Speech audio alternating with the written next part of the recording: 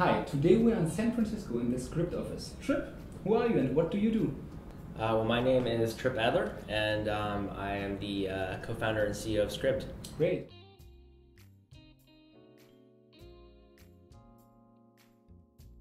What did you do before you started this company? Well, I started right after college, so I guess going back to the very beginning, I was raised here in the Bay Area, in Palo Alto, and then I went to school on the East Coast at Harvard. I studied biophysics, and then right around my senior year, I decided I want to start a company. So started kind of coming up with some ideas, found a co-founder, went to Y Combinator, and then just went from there. Why didn't you start some company related to biophysics? That's a good question. That was actually my original plan, and I realized that I would need a lot more time in school to get a biophysics company started. And meanwhile, I had a lot of ideas for internet companies. I knew I could get started really quickly. So that was, I was too excited to start an internet company that I couldn't wait that long. So I just decided to get started. I mean, maybe longer term I could go back to a biophysics company, but I think right now I'm enjoying working in the internet space. Okay. And how did you decide which of those hundreds of ideas you wanted to pursue?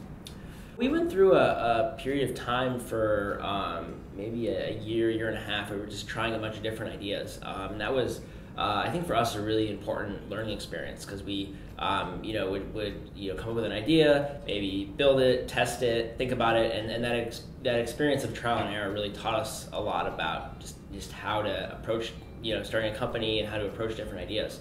So we went through several ideas. One of them was basically a lot like what Uber and Lyft are today. It was like a ride-sharing service coordinated over your phones. Turns out we were just way ahead of the times. It didn't really make sense to pursue it. We also did a college classified site. We launched that at Harvard. We got it going, but we realized that wasn't really scalable, so we moved on past that. Then we tried a bunch of other ideas, and then eventually Scribd came along, and that one just had a lot of things going right for it. So that ended up being the one that we stuck with. Yeah, so you tested different business models, and you stick with them with the most traction. Yeah, I mean, it was a combination of, what got early traction, what we thought was going to scale, what was a big opportunity, what would have a good business model, a good user need. I mean, there's a lot of those things combined. But traction is definitely an important one, right? If you can't get some traction early on, that's a sign that something's not working. Great. Let's talk about the business model, Trip. Sure. So how is the current business model of Scribd working and how it might have been evolved over time? So currently we're most focused on our subscription service. So what we do is we let you read unlimited books and other kinds of written content for $8.99 per month. So you pay one flat monthly fee and then you can read any kind of content on whatever device you like, and we have a really nice experience for discovering things to read and having a social experience around reading. So it's kind of like the Netflix or Spotify model, but for books. Our model is that we consumers pay us for the $8.99, and we make revenue that way, and then we pay out publishers and authors based on the reading activity. So that way, we're building an entire ecosystem where the publishers and authors get paid, and consumers can have a really terrific reading experience. When looking at the publisher side, are you also working with bigger brand names or publishing houses, or is it more of the individuals only? Yeah, we're working with, we have over 1,000 publishers using the platform, and we work with some of the biggest publishers in the world. So we have both HarperCollins and Simon & Schuster selling their full backlist of books through our subscription. And we have some of the other big publishers selling books through the retail model on our site. But we're mostly focused on the subscription. Can you tell us a bit what kind of verticals in terms of the publishing books are working well and which are not working well, meaning that most people are not reading a specific kind of subsegment or vertical? Well, I mean, publishing is very broad. There's many different types of books that appeal to many different types of people. So we have many verticals that are working really well. We have a partnership with Lonely Planet to do travel books, and people read travel books. That's doing well. We have the Dummies series, so you can look for information within books and learn things through those books. We have all sorts of nonfiction. We have fiction, mysteries, thrillers, romance. I mean, probably the verticals that are doing the best so far are the fiction and romance. I mean, just because those readers are very voracious and they fit the subscription model really well. But I mean, we're really growing across all the different verticals, and I think longer term we could have a lot of new interesting use cases develop. And is the current business model only digital, meaning that you don't deliver physical kind of publishing goods? Yeah, it's all digital. So we're we're a completely digital company, and we work with publishers, authors to publish their digital files, and then we help provide an audience digitally and distribute the content digitally. Most users maybe know Scribd from the early days, so having some kind of platform where we can share PowerPoint presentations with each other. Can you tell us a little bit more about the beginnings of your startup? So how did you grow and scale your company and user base? Yeah, so the way it got started was I was having a conversation with my dad, who's a doctor at Stanford, and he had a medical paper that he wanted to get published, and he was talking about how in medical publishing it takes 18 months to get your paper published. So that gave us the idea that we can make a website that would let him really easily publish his paper on the web. And we quickly broadened that to all kinds of written content. So medical papers, books, PowerPoint presentations, school papers, creative writing, any kind of written content. And made a site that you take any kind of content in a document format, upload it to the web, and then find an audience for it. So we built that site, got a bit of a community going just kind of through brute force, and just finding anyone we could find who would use it to upload their own content, and launched the site. And we had a very lucky launch where within 2 days we were one of the top 2,000 websites on the internet. Wow, really? Yeah, it was just a very explosive launch. You see a lot of these companies doing it nowadays because they'll get promotion in the App Store, or they'll get a viral loop going on Facebook or something like that. But we were kind of one of the first companies I've seen really explode very quickly like that. And once we had that big launch, we had a lot of readers come, and then a small fraction of those readers would then upload their own content, and then that would bring more readers, and then some of those would upload, and it created a nice viral loop. So that viral loop continued to grow. I mean, it's still growing today. I mean, we now reach about 95 million monthly users. We have about 60 million pieces of content in our library, and it continues to keep growing. And then over time, what we realized was that the main thing our authors and publishers wanted was more revenue. And we tried letting them sell books, but it didn't really work very well. But we realized that subscription was a really good way to help them make money, because that way we can make more money for them, and we can give readers a really terrific experience that subscription offers. So that was what led to us launching the subscription model on top of the free service we previously had. So now it's a bit of a freemium model. Understood. What do you think? What are the reasons for your fast explosion in terms of when you launched this kind of product? Because I'm pretty sure a lot of startups think by themselves, I want to start the next marketplace or a social network or whatever. Yeah. What measures have you taken to grow that fast?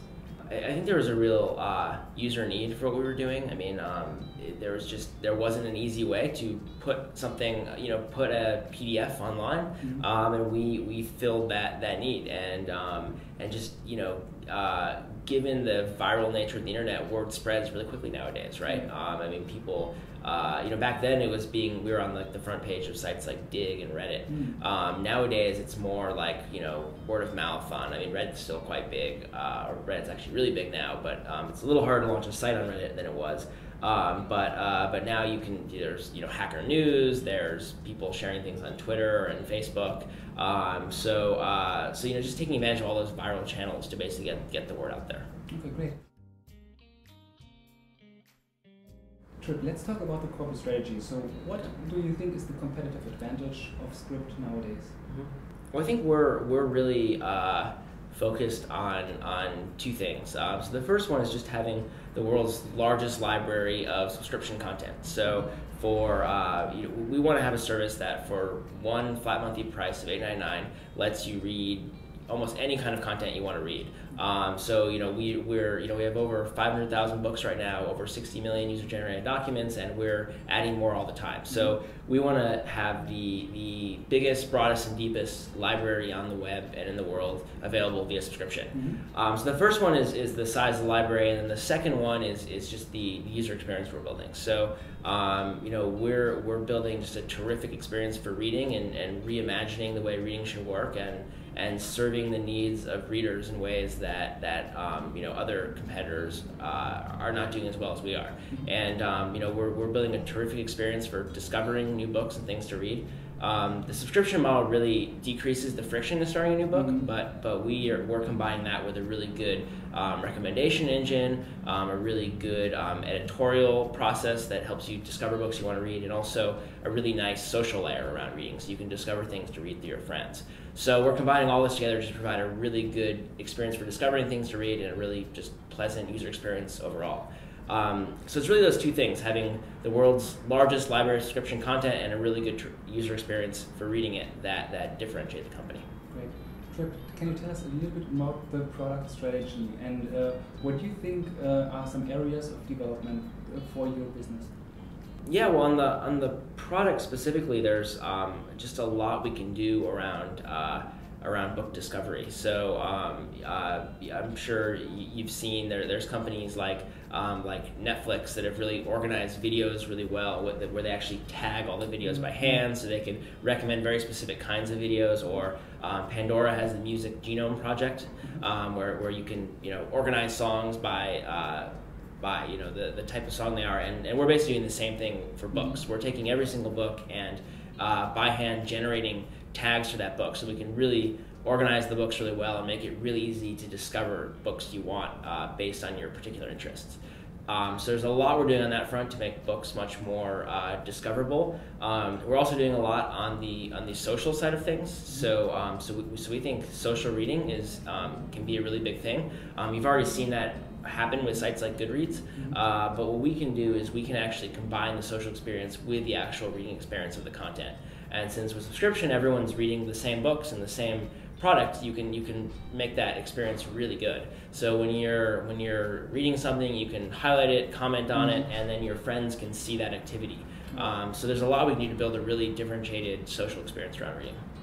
Are you also analyzing, like, for example, the reader behavior? So what type of books are they reading, or documents in general, and until what time they are reading, so what paragraph, etc., and based on this, giving some kind of recommendations, what your peer group is reading?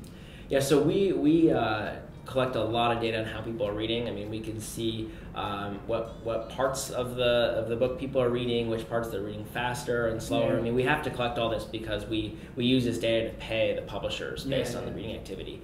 So we collect a lot of data on reading, and we use that to make recommendations, to pay the publishers, and to continue to improve the product. Great. Imagine I'm an author and I want to publish my book, my PDF, whatever, via Scribd. Is there some kind of mechanism, like with SEO or so, how I can optimize and reach more people via your platform? I mean, there's some kind of playing the algorithm, I guess. Yeah, well, first of all, I mean, you'd have to get your book published on the platform. Yeah. So currently, you'd have to work with one of the publishers we work with. So there's over 1,000 of those.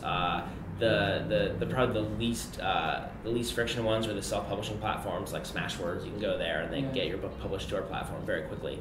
Eventually, we plan to open up the subscription to authors directly, but right now we're working with publishers specifically.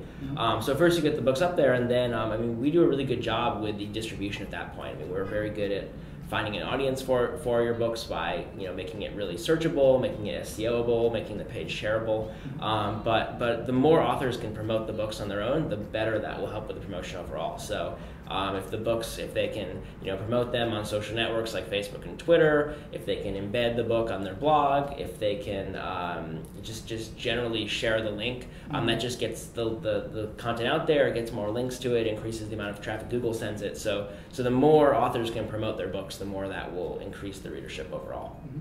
What do you think of the idea of having these books not only as a read-only, but as an audiobook? Because the thing is how you want to consume those content. Have you thought about adding something like this? Because I mean, adding this as a plugin on a website is also quite easy with a player. It's a really good idea, and I mean, audiobooks are definitely on the rise. People are listening to them more and more, and I mean, it's a huge market. Most people don't even realize what a big market is. So it's definitely something we're thinking about, and I think that by combining audiobooks with the book experience in subscription is just a really it can be a really terrific experience for both reading and consuming audiobooks in the same product. Let's talk about the market development in terms of publishing.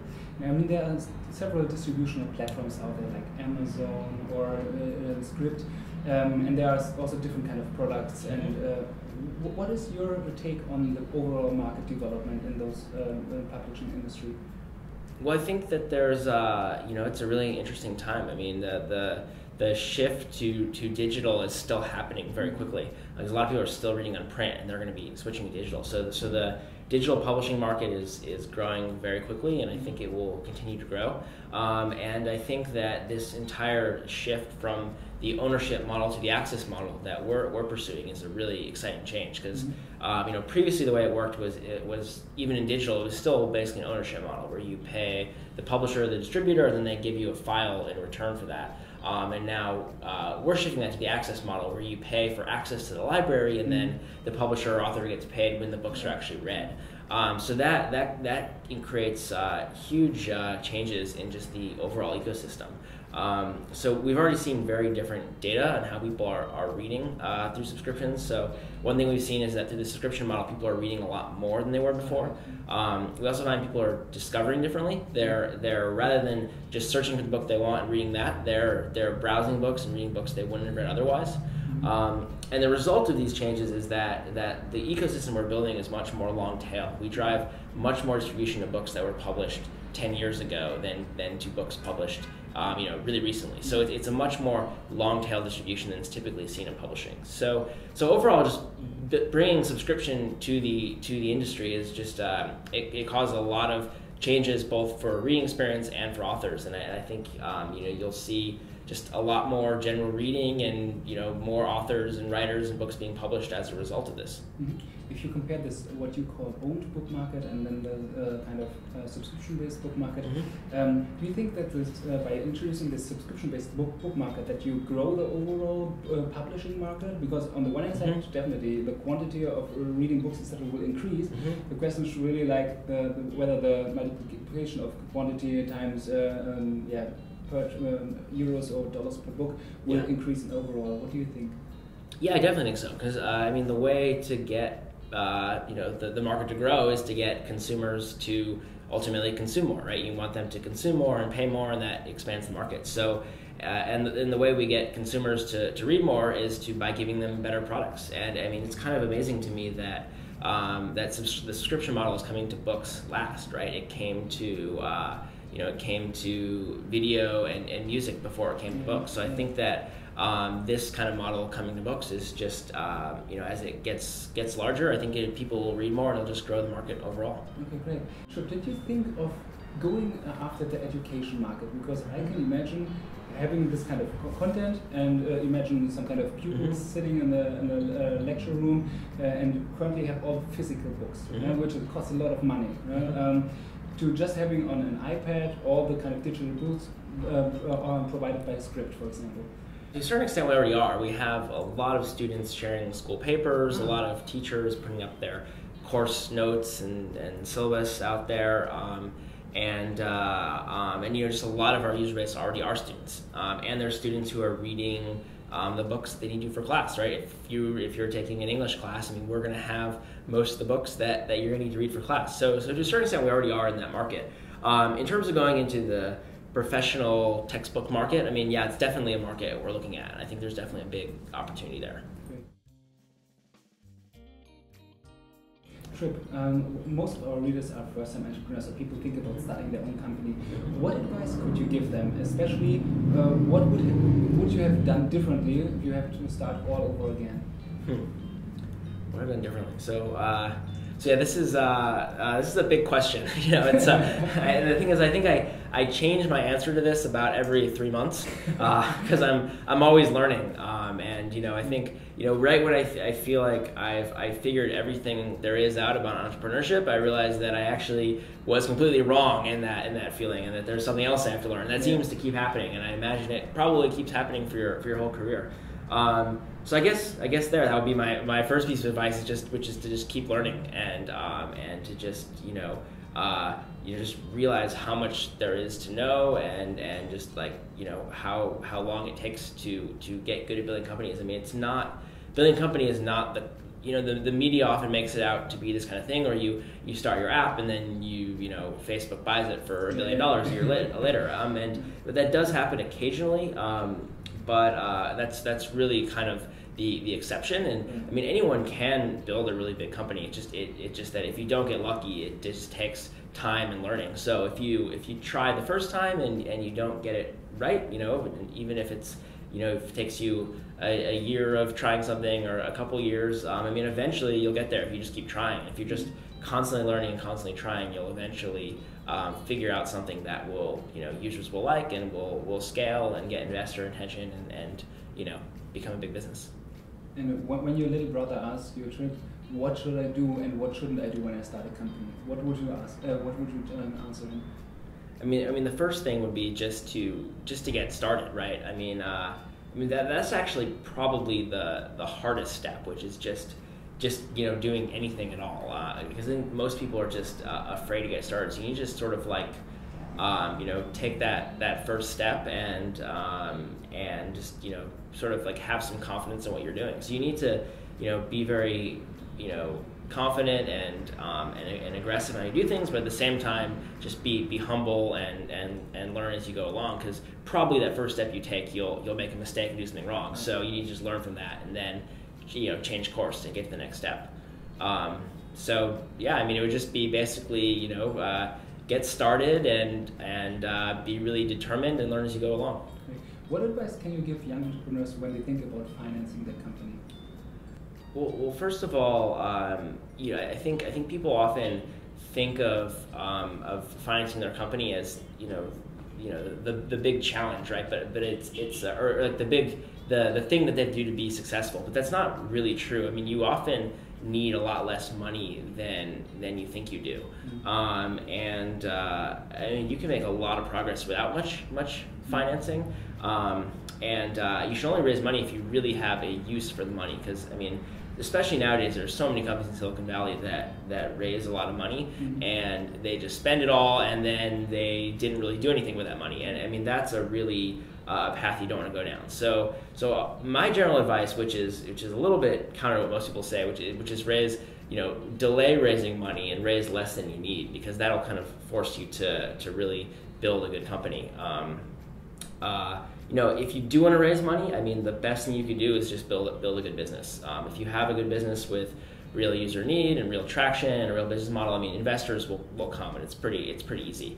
And if you're having trouble attracting investors, it probably means you just focus on building your business, not necessarily spend more time trying to attract investors. What advice would you give on how to manage your time, focusing on business and focusing on raising money? Because I mean, some of the startups just focus 6 months on raising money while neglecting the business, and the other guys are only building the business and not fueling the company with cash, for example. Yeah, well, you definitely want to spend more time building the business.